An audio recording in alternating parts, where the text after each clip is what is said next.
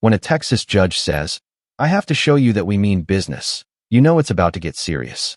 In this courtroom, one woman's second DWI offense turns into a bond violation nightmare, and the judge has had enough. What happens next will leave you speechless.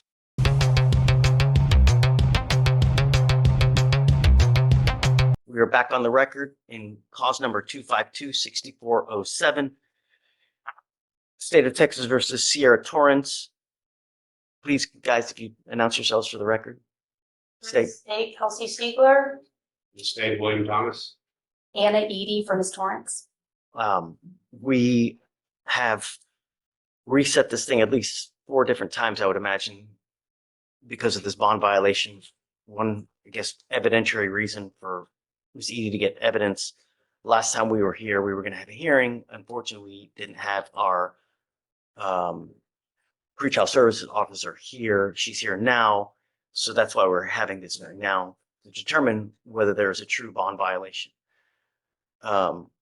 Ms. Torrance is on bond for a DWI that was initially filed August 28th of 2024. It's a second offense.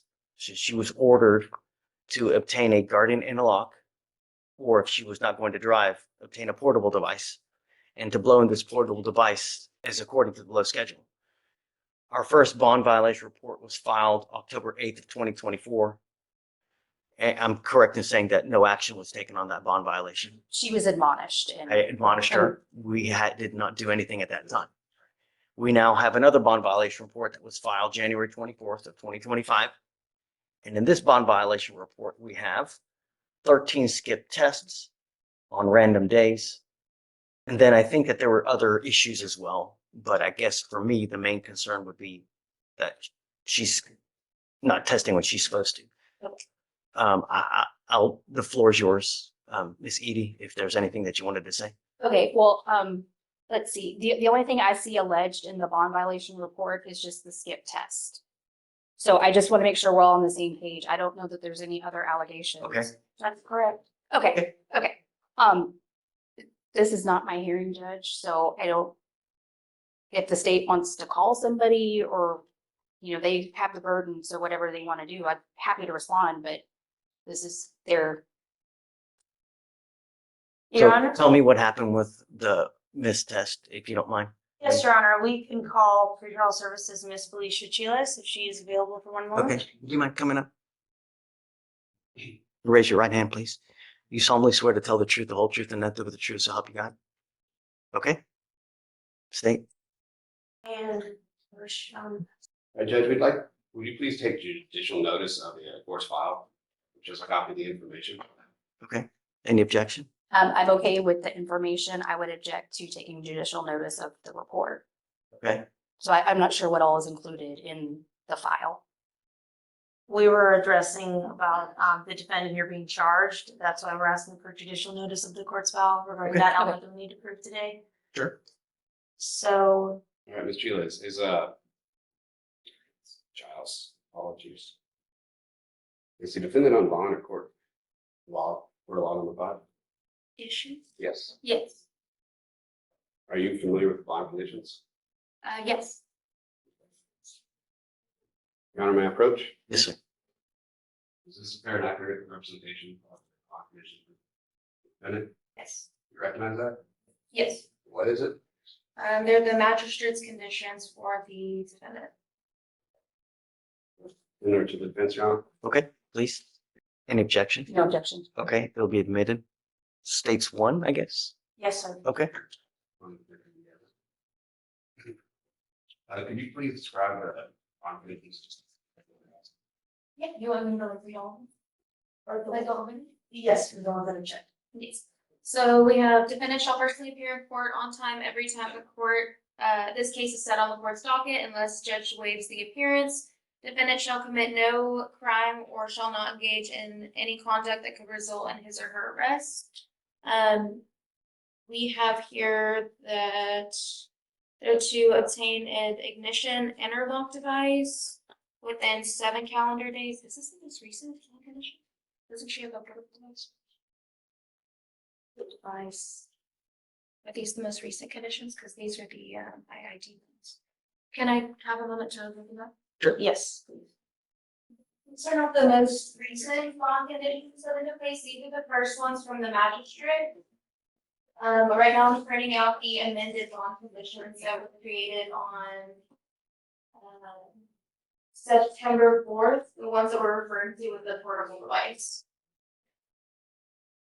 So the first two conditions are the same that I had stated. However, instead of the ignition interlock, we have the client is to obtain a portable device within 7 calendar days. And that would be from the date of August 28th. And then no driving without permission of the court. We have no drug or alcohol usage. And then that same day, the defendant also was required to submit to a POC test and return to court. Your Honor, would you like me to consider these updated? Sure, of course. So two, I guess states two would be the amended conditions of bond. We're calling this stage 3, if that's okay, Your Honor. Okay, sure. And I have no objection to this. Okay, it'll be admitted. Now we will be addressing the bond violation report. I'm investigating the witness. Sure. You recognize that? Yes. Is that called? It's the bond violation report? They're not the representation of the bond violation report. Yes. All right, could you please explain the violations of? Objection, she's reading from something that hasn't been admitted yet. Mistake, Your Honor. I can consider this to be minutes. Oh, This will be admitted as State's Exhibit number 2, Your Honor. Okay, no objection. all right, it'll be admitted. Can you please read where it says details of violations indicated here? Yes, the details read that the defendant was instructed to obtain a portable alcohol testing device and refrain from alcohol consumption. From December 9th to January 14th, the defendant has generated 13 skip tests. Pretrial is unable to properly supervise the defendant if the defendant is failing to provide samples during the scheduled timeframes. Wasn't it a condition of bond to complete those portable tests? Yes, And how many again were not completed or were missed? 13. What were the dates? Between the dates of December 9th and January 14th. Thank you. Any further questions for the witness? No, Your Honor. Okay.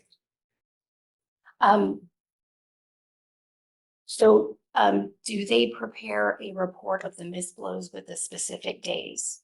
Yes, and that was provided to everyone here's email last week or Okay. the week before when we had discussed it. Okay, Ms. Giles, what is your job title, exact job title? Judicial liaison officer. And what do you do as part of your regular duties? I am the face in the court for pretrial services, so I create bond conditions that are requested from judge and instruct clients over things that I can instruct over, so conditions that don't require devices in court. And if not, I send them over to our pretrial services building for further instruction. Okay, do you know how the portable device works? I'm very partially familiar, but not thoroughly, no. Okay, do you know how the software in the device works? No, And do you have any idea how those work together? no. So when you get a report, you have no way of verifying whether that information is accurate. The vendor sends us the full report to our case managers. And was the full report provided in the email that you referenced earlier? Yes, Okay, but there's no way to know that that device is working properly from your personal knowledge. for me to validate if it's working Mhm. correctly, me personally, no, but our case managers do verify it. Okay,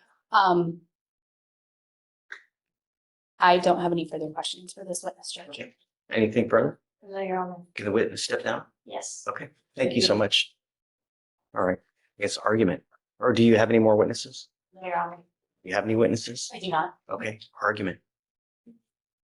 So, Your Honor, this case is pretty clear. It's a simple bond violation.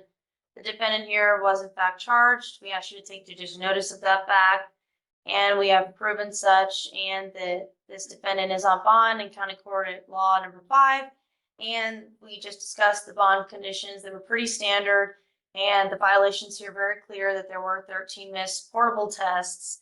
And our pretrial services was able to confirm that. And we would ask that you would revoke the bond in this case. Judge, this is, the rules of evidence apply at this hearing. This report is testimonial. Since it is testimonial, I have the right to confront someone with knowledge about whether the machine itself was working properly, whether the software was working properly, whether the two were working properly together. And we reset this to today to get someone here who had that knowledge, was my understanding. And without that, I can't. I didn't know about that. The only one that I knew that we were supposed to have here was Ms. Childs, with Yes, regard to Your this, Honor. not anything else. Okay, All well- in- okay, And we go would ahead. say that the defense also has the ability to subpoena as well. And this was set on Thursday, and it's also not my hearing, it's not my burden.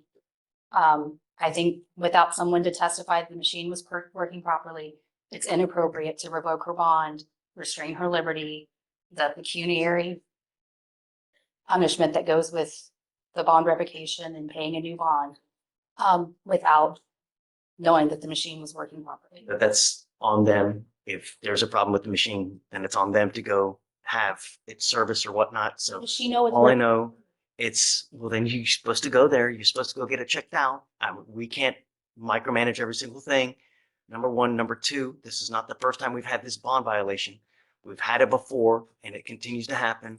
I can't just let it go, man. I mean, I have to show you that we mean business. If I let you go now, then I'm enabling this behavior and I'm in effect telling you it's okay when it's not okay. You're skipping tests. It's a second offense. It's done. All right. I'm revoking her bond. She goes with you.